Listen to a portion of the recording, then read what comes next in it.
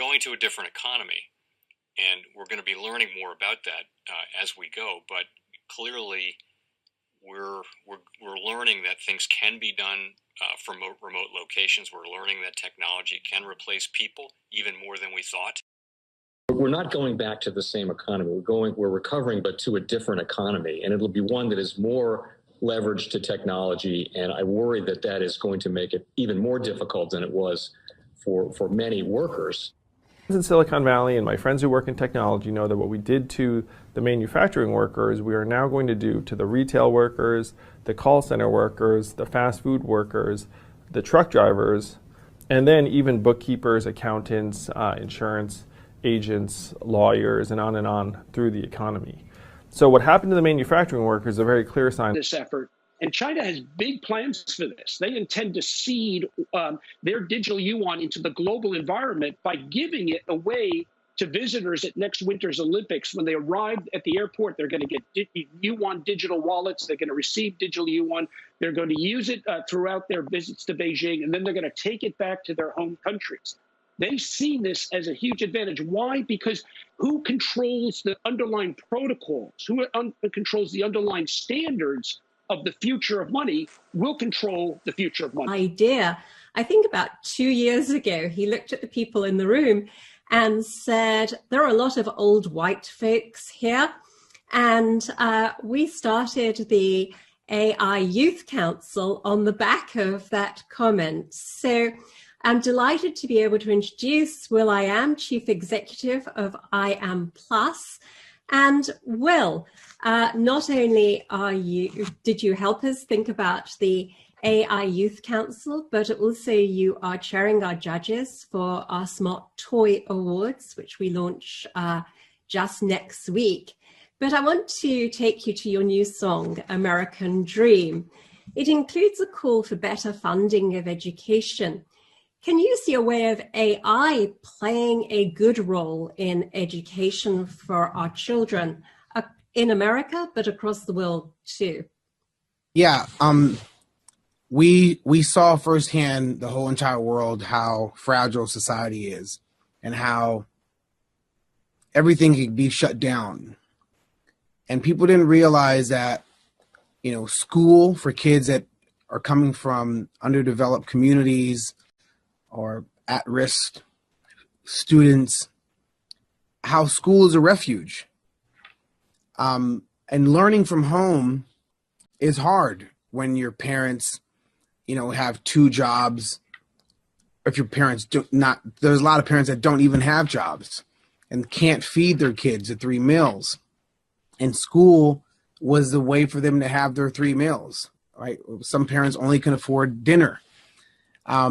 It's hard to learn when the teacher is taking shortcuts. And there's a lot of awesome teachers that came through and stepped up during COVID. But there's also a lot of teachers that took advantage of the fact that, you know, they didn't have the traditional regiment of grading.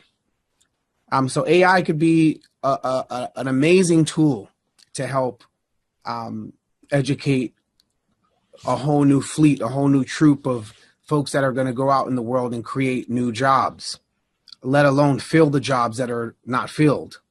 But then, you know, that's the front end of it, educating, teaching folks. But then you also want to upskill and encourage kids to build AI tools from inner cities and, you know, poverty-stricken areas. They need to be a part of that conversation. So it's both ways. It's front and back.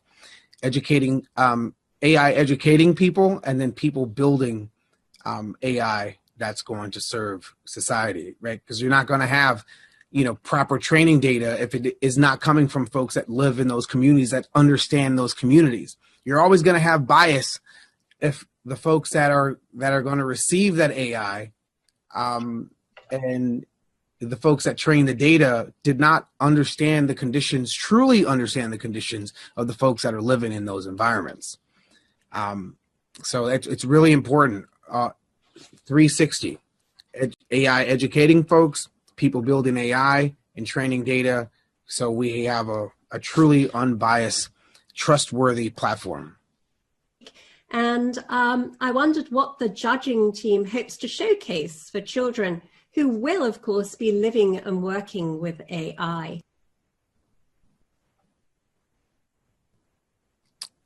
Can I answer that? Sorry, Will. Yes, I wanted you to. I apologize. So right now this is the beginning. And so an AI toy is question mark, right? There's a lot of AI in our lives now, and it's a very loose term. A lot of people don't really understand what AI is. They think it's sci-fi, when in actuality it's around us every device that we hold. There's some type of AI inside of it. But when it comes to kids, I'll be looking for AI that is mindful and has a human approach and takes into consideration the moment of a kid playing, and then when what that AI is doing to mind and monitor, because that should not be, a kid should not grow up and worry about the toy it played with and how the AI was learning the child. That to me is a very thin ice that we have to make sure that a kid is protected as a child and when they get older, right? When I was playing with G.I. Joes, I didn't have to worry about the G.I. Joe learning me. And then, when I was playing with Transformers, I didn't have to worry about the Transformer and Optimus Prime learning me and then selling data to an insurance company as I got older because it understood and predicted what I might be like. So these types of things, we need to ensure that a kid is safe as a child and protected as an adult. On behalf of those kids that are still in poverty. And we've never been here. Humanity has never been at this intersection where the next version of computing is predictive and can further put people that come from where I come from in more detriment. It's an urgent ask that we upskill, invest in inner city kids' education around AI, autonomy, robotics, computer science. If there's a baseball field and a basketball court in every single junior high school and high school, there needs to be computer science programs, robotics programs. It's a human right that people are brought up to speed to compete and solve problems and train AI and understand the complexities of data. It's a human right. And so I'm here to not only speak on, but do my part and make sure that kids that come from communities, starting with the community that I come from, are equipped with AI, STEM skill sets. And I'm proud of the work that my foundation does and the kids that have joined onto the program, but we need more of it. And so Davos can do a big human heart hand up to where, we can scale the work that we're doing in Boyle Heights to educate and bring people up to speed. Welcome to the Crypto Teacher. And guys, I come back with that video just to make you think. You just listen to Will I Am. And guys, we know how powerful this AI is going to be. We know the fourth industrial revolution is moving on in. Algorithms are going to create your music. Algorithms are going to learn you and your kids. And unfortunately, that is going to blur people's reality. Remember, guys, you're going to become an avatar. Digital, biometrics. We're going to see music actually created by algorithms, not a person. I'm not talking about just the beats. Of course, we have computers making the beats. I'm talking about a whole song from beginning to end. You're going to have algorithms doing it, and you're not going to know the difference. These algorithms are so powerful, we all have to learn. Because remember what I teach you. It's good and evil in all technology. But we know the people that are building this technology want to keep control. That's the reason why you must have the knowledge. Will I Am is pushing for those in poverty to learn. But we know the powers that be will never do that. They will never give up their power. These algorithms, AI robots, are giving them even more power. So therefore, humanity is no longer in the picture. So guys, please get your friends and family educated. Now, this video is from February of this year. And you guys know I've been preaching the same thing. Yes, we have kids who have parents that are going to teach them.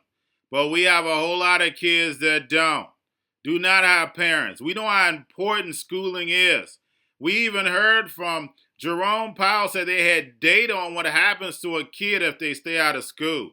They know it's all negative. They knew what they were doing. Because remember, when it comes to the New World Order, everything is planned out. You have a wonderful day.